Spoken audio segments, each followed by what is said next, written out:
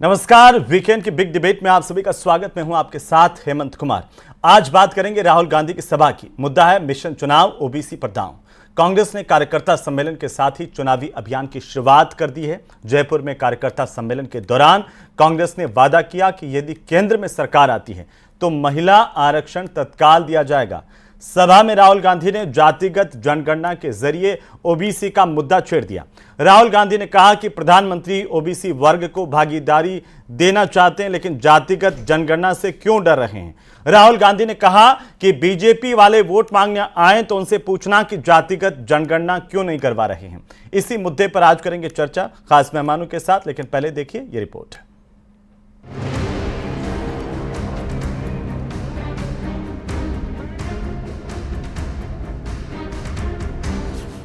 चुनावी रण, कांग्रेस ने बजाया बिगुल।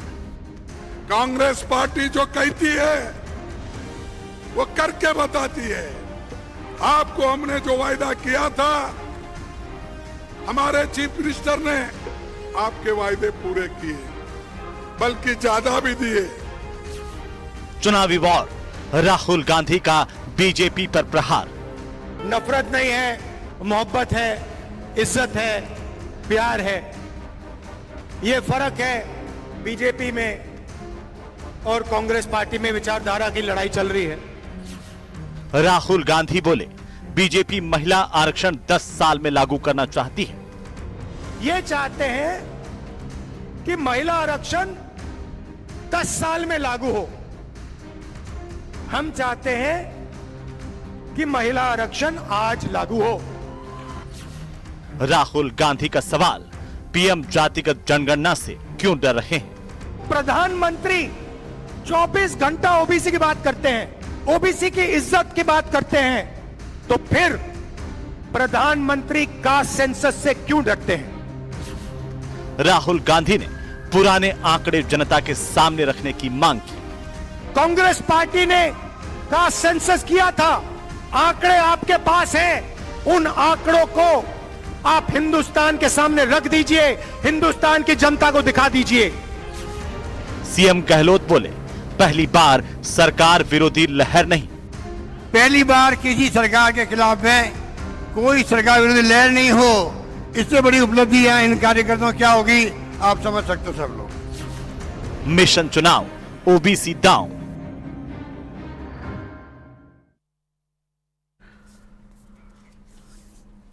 तो राजस्थान का चुनावी रण लगातार तेज होता हुआ नजर आ रहा है। लोकसभा और विधानसभा के चुनाव को लेकर के कांग्रेस ने चुनावी बिगुल आज फूंक दिया है। राजधानी जयपुर में मल्लिकार्जुन खड़गे से लगाकर के राहुल गांधी और साथ साथ सूबे के मुखिया अशोक गहलोत और सचिन पायलट जमकर निशाना साधते हुए दिखाई दिए। आखिरकार इनके मायने क्या हैं? क्या कांग्रेस पार्टी इन चुनाव से पहले बीजेपी को घेरने के लिए ओबीसी का सहारा ले रही है?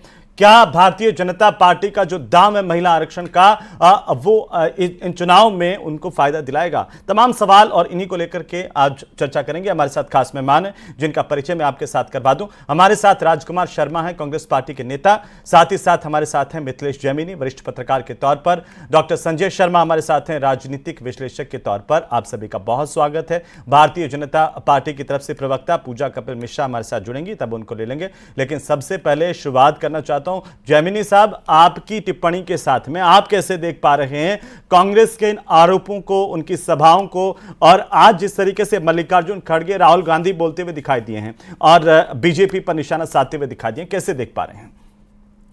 देखिए, जो कास्ट वाली जो बात कही है वो तो सबसे पहले राहुल गांधी जी की कास्ट डिटर्मिनेशन करना सबसे मुश्किल भरा काम है।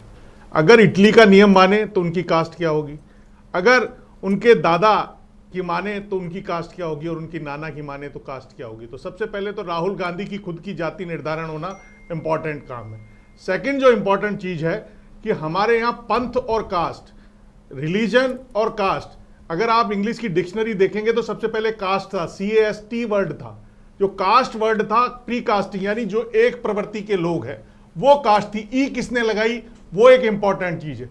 और जो रिलीजन है वो पंथ है, और पंथ में क्या होता है, जो देवनारायण को मानते हैं वो देवनारायण के भक्त हैं, जो जंबो जी के 20 और 9 के सूत्र मानते हैं वो विष्णु ही हैं। अब आप इसको जाति में कैसे डिवाइड करेंगे, ये एक इंपॉर्टेंट चीज है। आज तक रिलीजन और धर्म, पंथ और धर्म की परिभाषा नहीं दे पाए। अब ये पंथ है या जाति, ये आज तक तय नहीं हो पाया। तो आप जातिगत जनगणना करा के केवल वोटों के लिए, आपका जो मेन उद्देश्य है कि वोटों के लिए इस हिंदुस्तान को डिवाइड कर दें, जो एक हिंदुइज्म है, जो बीजेपी का एजेंडा है, उसको डिवाइड करने के लिए गहलोत साहब ने पहले ही अपना जो बारूद बिछाने का काम कर दिया है, तमाम जातियों का आयोग बना दिया है। अब जो धरणीधर को मानते हैं वो धाकड़ है, जो तेजाजी को मानते हैं वो तेजाजी के रूल फॉलो करते हैं वो जाट है जी। तो आप देखिए राजपूत कौन है, जो राज के काम में काम करते थे वो राजपूत रहे। आज महर्षि दधीची की भी जयंती है। महर्षि दधीची ने अपने अस्थियों का दान कर दिया था वज्रपात बनाने के लिए। तो आज तो दान का दिन था, आप इसे डिवाइडेशन पे कहां ले गए? और कांग्रेस को जरूरत है इंक्लूसिव पॉलिटिक्स की, न कि एक्सक्लूसिव पॉलिटिक्स की। अशोक गहलोत जी बताया कि कितने ओबीसी के लिए अफसरों को बना रखा है। अभी सीएस कौन है, डीजी कौन है, आरपीएससी का चेयरमैन कौन है, अखिल अरोड़ा कौन है, वैभव गैलरिया कौन है? बता दे, जवाब दे दे कि कितने ओबीसी बैठा रखे। तो केवल बात करना बहुत अच्छा लगता है। ये आपने परफेक्ट मुद्दा उठाया जैमिनी साहब, जो ओबीसी के बहाने जिस तरीके से निशाने साधने की कोशिश हो रही है और केंद्र को घेरने की कोशिश हो रही है, उसमें कांग्रेस पार्टी कितनी कामयाब हुई है? डॉक्टर संजय शर्मा, आपकी टिप्पणी। जी, मैं ऐसा मानता हूं कि ओबीसी को जिस समय कांग्रेस उठा रही है उसके पीछे एक कारण है जो हिंदुत्व कंसोलिडेशन हो रहा है जी। उस हिंदुत्व कंसोलिडेशन का जो प्रयास है वो जाति की सीमा से तोड़ के धर्म के नाम पे लोगों को इकट्ठा करने का है। तो अगर यही राजनीति चलती फिर तो कांग्रेस और दूसरी पार्टियों के लिए कोई स्कोप नहीं है। तो ये बात शुरू हुई, नीतीश कुमार ने इस चीज़ को बिहार से शुरू किया और ये बात अब कांग्रेस को भी समझ में आ रही है कि जब तक आप दोबारा जाति की पहचान के लिए दोबारा से लोगों में वो एस्पिरेशन नहीं पैदा करेंगे तो हिंदुत्व की काट नहीं ढूंढी जा सकती। एक सवाल ये है। दूसरा सवाल कुछ और भी है। देखिए, एक सवाल ये भी है कि आरक्षण के बारे में एक बहुत ज़्यादा गहरी रिसर्च की ज़रूरत है कि सच में आरक्षण ने जो कुछ पाना था वो पाया, और पाया तो किस सीमा तक पाया और किसने पाया। जब ये प्रश्न उठता है तो निश्चित तौर पे आपको दोबारा से कास्ट के ऊपर जाना पड़ेगा, ढूंढना पड़ेगा कि क्या कहीं ऐसा तो नहीं है कि जो आरक्षण था वो आरक्षण कुछ खास सीमित लोगों तक ही चला गया। वो आज जनरल कास्ट में नहीं गया होगा, लेकिन जिन जिन कास्ट में गया है वो आरक्षण कहीं सीमित तो नहीं हो गया। इसका राजनीतिक जवाब तो हमें दिख रहा है। राजनीतिक जवाब तो आप देख रहे हैं कि खासतौर से फिर से मैं बिहार की तरफ जाऊंगा कि आप जब देखते हैं तो अति पिछड़े, अति दलित की बात उभार के वहां पे एक नया वर्ग पैदा किया गया। यही प्रयोग बीजेपी ने उत्तर प्रदेश में किया, जो इनके लिए बड़ा जातिगत जनगणना का मुद्दा जो यहां से उठाया गया जयपुर की धरती से, संजय जी, अब वो क्या कांग्रेस पार्टी के लिए कोई संजीवनी की तरह से देखा जाए या बीजेपी के एंटी जाता हुआ दिखाई देता है क्या ये मुद्दा? नहीं, मेरी समझ में ये मुद्दा उठा रहे हैं, लेकिन बीजेपी का जो कोर बिलीफ है ना, उसके मामले में ये तनाव पैदा करेगा बीजेपी के लिए। वैसे तो टुकड़े टुकड़े में बात करें तो ये बात तो नज़र आएगी कि ईमानदारी से अगर देखा जाए तो इतनी सिंसियर कोई नहीं रहा, क्योंकि ये जो ओबीसी कम्युनिटीज़ के लिए जो सबसे पहले प्रयास होना शुरू हुआ वो बिहार से कर्पूरी ठाकुर मॉडल से होने शुरू हुआ। फिर डॉक्टर लोहिया इस बारे में बड़ा बोलते थे, लेकिन उस समय इस बात को कोई नहीं पूछा। लेकिन आज की स्थिति में अगर हम देखें तो अब लौट के भी देखिए, आप विश्वनाथ प्रताप सिंह वाला वक्त देखिए, मंडल कमीशन लागू होने देखिए, उसी टाइम कांग्रेस इस बारे में बड़ी अनकंफर्टेबल थी क्योंकि वो उस सामाजिक एस्पिरेशन को नहीं समझ पा रही थी, और उसके बदले में जो हुआ वो बीजेपी ने अपना कमंडल वाली बात करना शुरू किया। तो एक सामाजिक राजनीतिक चर्निंग चल रही है और मुझे लगता है वो दोबारा से इसलिए की जा रही है कि वो क्लैश क्रिएट हो रहा है दोबारा से, जो वीपी सिंह के समय हुआ था। और अब वो कुछ ही और रूप में, उस टाइम वो सत्ता के भागीदार नहीं थे बीजेपी, लेकिन अब जब सत्ता में है तो उसको हिंदुत्व वर्सेस कास्ट को खड़ा करके ये कोशिश की जा रही है कि कोई अपना वो स्पेस रिक्लेम किया जा सके। ठीक है, राजकुमार शर्मा साहब, क्या मल्लिकार्जुन खड़गे जब ये कहते हैं कि फिर से मनु का राज आ जाएगा, आप कांग्रेस पार्टी को वोट देकर के जिताएं, हम बेहतर सरकार देंगे, जब वो कहते हैं कि राष्ट्रपति का अपमान किया गया क्योंकि वे अछूत हैं, कैसे आप देख पा रहे हैं? क्या ये सिर्फ एक चुनावी एजेंडा के तहत आरोप है? नहीं हेमंत जी, चुनावी एजेंडा के तहत ये आरोप नहीं है। आपने देखा पिछले 9 साल में जब से देश के प्रधानमंत्री आदरणीय नरेंद्र मोदी जी बने, देश को किस हालात में ले गए हैं। राजस्थान के लोकप्रिय मुख्यमंत्री अशोक गहलोत जी हमेशा कहते हैं देश किस दिशा में जा रहा है, इस बात की मुझे चिंता है। उन्होंने राज्यों में हिंदुस्तान को बांट दिया, उन्होंने भाषाओं में हिंदुस्तान को बांट दिया, उन्होंने जातियों में हिंदुस्तान को बांट दिया, गरीब और अमीर में हिंदुस्तान को बांट दिया। और आज तो आप देख रहे हैं कि कुछ विशेष मित्रों के साथ वो अपनी मित्रता का व्यवहार अमृत काल में निभा रहे। तो कांग्रेस पार्टी तो इस बात की चिंता करती, देश को आगाह कर रही है कि पिछले 9 साल में देश किस दिशा में गया है। अगर आपने दोबारा इनको ही अगर राजस्थान से 25 के 25 अगर सांसद दिए तो देश किस दिशा में जाएगा, इस बात की कांग्रेस पार्टी के हमारे राष्ट्रीय जो अध्यक्ष हैं खड़गे साहब ने चिंता की है। आज राजस्थान में जो जयपुर में जो राहुल जी की खड़गे साहब की जो मीटिंग हुई वो शानदार सफल मीटिंग हुई। 25 तारीख की मीटिंग का आज ही हमने उनको टारगेट दे दिया है। और मैं आपके चैनल पे कहना चाहता हूं कि भारतीय जनता पार्टी महिला आरक्षण को लेकर के जो वाहवाही लूटने का प्रयास कर रही है, आज उस मीटिंग में राहुल गांधी जी ने और खड़गे साहब ने हिंदुस्तान की महिलाओं को, हमारी मां बहन बेटियों को बताया कि आरक्षण का लोभ लालच किस रूप में दे रहे हैं। आरक्षण आज लागू नहीं हो रहा है, आरक्षण 10 साल बाद लागू होगा। आरक्षण में क्या क्या खामियां छोड़ी गई है, भारतीय जनता पार्टी ने केवल उसका चुनावी लाभ लेने का प्रयास किया है। मैं आपके चैनल पे कहना चाहता हूं कि हिंदुस्तान की तमाम महिलाएं इस बात को गौर करके सुन ले कि भारतीय जनता पार्टी केवल आपको चुनाव के रूप में, आपको चुनाव के हथियार के रूप में केवल काम लेना चाहती है, लेकिन कांग्रेस पार्टी चाहती है कि हमेशा आपकी हमारी जो मां बहन बेटियां महिलाओं का सम्मान हो। मैं आपको बता देना चाहता हूं कि भारत की सबसे पहली महिला प्रधानमंत्री कांग्रेस पार्टी ने बनाई थी। सबसे पहली लोकसभा अध्यक्ष महिला हमने मीरा कुमार जी को बनाया था। सबसे पहले देश की महामहिम राष्ट्रपति प्रतिभा पाटिल को हमने बनाया था। और कांग्रेस की जो हमारी सोनिया गांधी जी है, जब आप कहते हैं, जब आप ओबीसी का मुद्दा उठाते हैं तो आपसे ये सवाल पूछा जाएगा ना राजकुमार जी, आप बोलिए। लेकिन मैं दर्शकों को बताना चाहता हूं, भारतीय जनता पार्टी की ओर से प्रवक्ता और पार्टी की नेता पूजा कपिल शर्मा मिश्रा हमारे साथ जुड़ चुके हैं। और स्वागत है पूजा जी आपका न्यूज़ 18 राजस्थान पर। कांग्रेस आप पर यह आरोप लगा रही है कि आप ओबीसी को दरकिनार करते हैं, आप SC ST को दरकिनार करते हैं। हेमंत जी, सबसे पहले तो अभी राजकुमार जी ने जो कहा है कि भारतीय जनता पार्टी कम से कम महिलाओं के विषय पे बोलते हुए कांग्रेस पार्टी को शर्म से डूब मरना चाहिए। ये वो राजस्थान है जहां हर दिन 17 बलात्कार होते हैं औरतों के साथ में। ये वो राजस्थान है 2 दिन पहले सुनवाई नहीं हुई और उस बेटी ने आत्महत्या कर ली। ये वो राजस्थान है जहां गैंगरेप होता है, जहां भट्टी में जला दी जाती हैं लड़कियां। ये वो राजस्थान है जहां बेटी न्याय की गुहार मांगती रहे और कोई सुनवाई नहीं। गृह मंत्री यहाँ के मुख्यमंत्री हैं और आप बात कर रहे हैं महिला आरक्षण, महिलाओं के उसकी हक की बात। आप 10 साल सरकार में रहे, आपको किसी ने रोका था? किसी ने आपके हाथ पकड़ लिए थे क्या कि आप आरक्षण को नहीं लाए? आज भी आरक्षण आया है क्योंकि ये मोदी जी की नीयत थी कि लाना है, महिलाओं को सशक्त करना है। हर क्षेत्र में किया है, यहाँ भी किया है। वरना तो आज भी इनकी मैडम ने उसको रोकने में कहीं कोशिश नहीं की कि पिछड़ों को होना चाहिए। पर फिर भी मैं धन्यवाद देती हूँ कि जैसे भी सही, किसी भी प्रेशर में सही, इन्होंने महिलाओं की उस राजनीतिक सोच को देखा है, बदलते भारत की सशक्त नारी को देखा है, मोदी जी के लिए उनकी लोकप्रियता को देखा है और मोदी जी के लिए जिस तरह उनका विश्वास है आज भारत की नारी का, उसको देखते हुए इनको समर्थन तो बिल का करना पड़ा। बिल पास भी हुआ है दोनों सदनों में, ये भी तो पास कर सकते थे, लेकिन वो पास हुआ। और बिल्कुल हमने सबसे पहले, भारतीय जनता पार्टी वो पार्टी है जिसने 50% आरक्षण अपने रूरल गवर्नमेंट हो या अर्बन गवर्नमेंट हो उसमें दिया। उसके साथ साथ हम अपने संगठन में भी ये देते हैं और आगे ये चुनाव बताएंगे कि हम किस तरह से महिलाओं के लिए बात कर रहे हैं। और जिस जातिगत गणना की ये बात कर रहे हैं, क्यों सनातन को आप कहां तक तोड़ना चाहते हैं? आपके साथी सहयोगी सनातन को गालियां देते हैं, डेंगू कहते हैं, उसको मलेरिया कहते हैं, उसको एड्स कहते हैं और आप गलवैयां लगा रहे हैं संगठन में। राजकुमार जी आपसे पूछना चाह रही हूँ, आप क्या ऐसी कांग्रेस पार्टी के साथ, आप ऐसी कांग्रेस पार्टी के साथ रहना चाहेंगे जो सनातन धर्म को आप जाति के टुकड़ों में बांट के भारत को बांटने का काम मत करो। इनकी मोहब्बत की दुकान, झूठी दुकान, मैं आपको कहना चाहता हूँ कि ऐसी बातें चैनल पे ना बैठ के करें।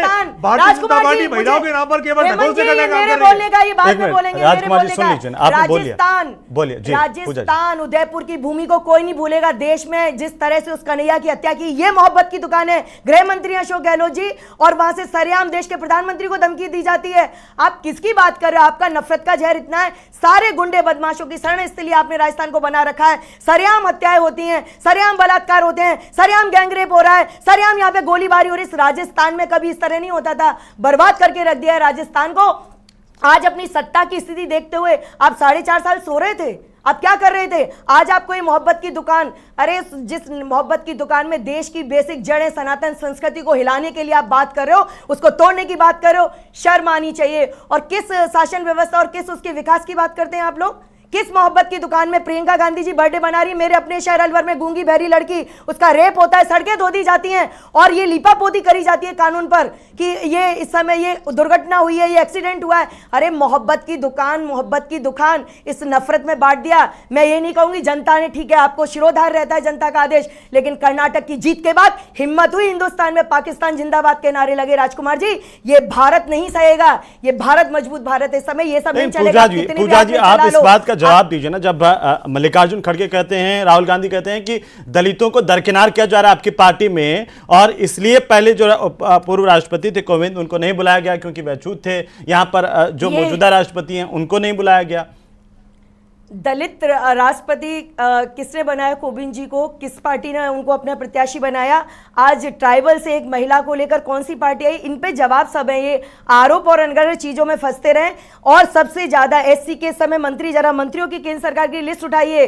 आप इस दलित और ये मुस्लिम इस तुष्टीकरण की राजनीति से ऊपर उठकर ये कांग्रेस काम करे। वैसे भी इन्होंने तुष्टीकरण के चक्कर में पूरे देश को डुबो कर रख दिया और राजस्थान की जनता समझ गई है, यहां कर कितनी भी रैली कर लें, कुछ भी कर लें, लोग इस देश की एकता को, इस भारत माता के वैभव को बहुत अच्छे से जानते हैं, सनातन संस्कृति इस परंपरा को बहुत अच्छे से जानते हैं। राजकुमार शर्मा, एक सवाल का जवाब जो जेमिनी साहब ने बहुत महत्वपूर्ण उठाया, जब आप मंच से कहते हैं कि केंद्र के अंदर उच्च पदों पर कितने ओबीसी के लोग हैं, ओबीसी को दरकिनार, जेमिनी जी कह रहे हैं कि आप राजस्थान में देख लीजिए कितने लोग जो ओबीसी के हैं उच्च पदों पर। राजस्थान के लोकप्रिय मुख्यमंत्री ओबीसी समाज से ही आते हैं, उनकी समाज की यहाँ पॉलिटिक्स में कोई बहुत फिर तो भारत के प्रधानमंत्री भी ओबीसी समाज से आते हैं, 3 बार के मुख्यमंत्री। ये सवाल का जवाब नहीं है। जेमिनी जो सवाल उठा रहे हैं उसका जवाब दीजिए ना, आप बताइए ना, मुख्यमंत्री के सलाहकारों में एससी के, ओबीसी के, एसटी के कितने लोग हैं? मुख्यमंत्री के सलाहकारों में बता दीजिए। मुख्यमंत्री जी की अगर बीजेपी आपसे पलट करके ये सवाल पूछ रही है कि आप जब महिलाओं की बात करते हैं, दलितों की बात करते हैं, तो पहला दलित राष्ट्रपति हमने बनाया, आप तो उसके खिलाफ खड़े थे। आप आदिवासी महिला के राष्ट्रपति के खिलाफ खड़े थे। बता दूं मैं, भारतीय जनता पार्टी बौखला रही है।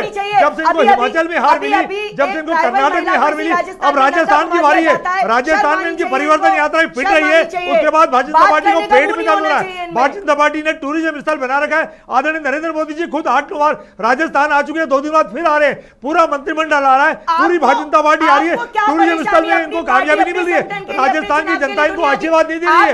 राजस्थान की जनता ने इस बार मन बना लिया है कि 2023 के अंदर वापस। शर्मा साहब सुन तो लीजिए, शर्मा साहब सुन लीजिए ना, आपके सवाल का पूजा जी जवाब दे रहे हैं। लाल डायरी घबरा गए आप लोग, आप किसी को भी बुला लो। पूजा जी लेके आइए ना, लाल डायरी है क्या? लाल डायरी में क्या है, लेके तो आइए। ईडी आपकी है, इनकम टैक्स आपका है, सीबीआई आपकी है, हम तो स्वागत करते हैं। कल मुख्यमंत्री जी ने भी स्वागत किया है। आपका क्या हाल है? और ये सबसे बड़ी रोज खुल रही है, रोज महिला बलात्कार, उत्पीड़न, युवाओं का पेपर लीक, किसानों की आत्महत्या, आप दलितों के अत्याचार में नंबर 1। आप कितनी डायरियां जनता ने और आपके प्रशासन ने पूरे राजस्थान में आपकी डायरी को खोल के रख दिया है। राजकुमार जी, आप अपने दिन काउंटडाउन करिए। अच्छा पूजा जी ये बताइए, परिवर्तन यात्रा में आशीर्वाद क्यों नहीं मिल रहा आपको जनता का? आपने 3-4 यात्रा निकाले, किसी भी यात्रा में आपको आशीर्वाद नहीं मिल रहा है। राजस्थान की जनता भारतीय जनता पार्टी से दूर है। ठीक है राजकुमार जी, अभी देखिए, आप महिला अत्याचार की बात तो करें। कल ही हनुमानगढ़ से खबर आई, एक रेप पीड़िता 1 महीने से केस दर्ज करवाने के बाद भटक रही थी न्याय के लिए, सुसाइड कर लिया, पुलिस कोई कार्रवाई नहीं कर पाती। ये सवाल तो खड़े होते हैं ना। मिथिलेश जेमिनी साहब, क्या सिर्फ ओबीसी के बहाने चुनावी हथियार के तौर पर कांग्रेस पार्टी इसे इस्तेमाल कर रही है बीजेपी के खिलाफ? और अगर महिला आरक्षण को लेकर के हम बात करें, जो सवाल उठाए गए आज कांग्रेस की सभा से, वो कितने जायज है आपकी नजर में? देखिए, जो दलित वाला जो राष्ट्रपति वाला मुद्दा उठाया, तो उसी टाइम आपने देखा होगा कि रामनाथ कोविंद की अध्यक्षता में 1 नेशन 1 इलेक्शन की मीटिंग, आवाज बढ़ाइए थोड़ी, और उसमें जी 1 नेशन रामनाथ कोविंद की अध्यक्षता में आज ही मीटिंग हुई है, पूर्व राष्ट्रपति की अध्यक्षता में, जिसमें अमित शाह बैठे हुए हैं उनके अधीनस्था में।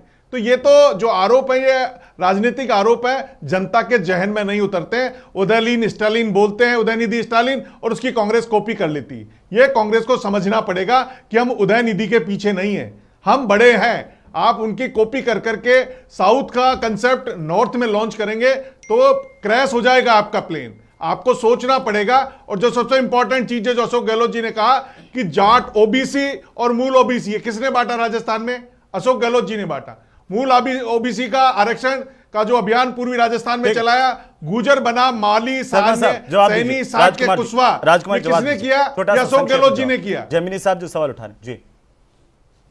मैं कह रहा हूं हम राजस्थान में जातियों में और किसी धर्म में राजस्थान को नहीं बांट रहे हैं हिंदुस्तान की तरह जैसे भारतीय जनता पार्टी बांट रही है। हम चाहते हैं राजस्थान 36 कौम का राज्य है, सारी जातियां सब लोग मिलकर राजस्थान का विकास करें। हमने राजस्थान को 2030 का मॉडल दिया है। हम चाहते हैं हमारा राजस्थान हिंदुस्तान के प्रमुख राज्यों में बने। हम राजस्थान को आगे बढ़ने देखना चाहते हैं। हम राजस्थान को टुकड़ों में नहीं बंटने देना चाहते। इसलिए हम चाहते हैं 2030 में हमारा राजस्थान हिंदुस्तान के अग्रणी राज्यों में बनने का काम करे। लेकिन भारतीय जनता पार्टी यहाँ आती है और राजस्थान को टुकड़ों में बांटने का काम करती है। तब आपको महिलाओं के आरक्षण की भागीदारी याद नहीं रहती है। तब 70 साल 75 साल आजादी के बीच जाते हैं, तब महिलाओं की भागीदारी को लेकर हमेशा आगे बढ़ता रहे।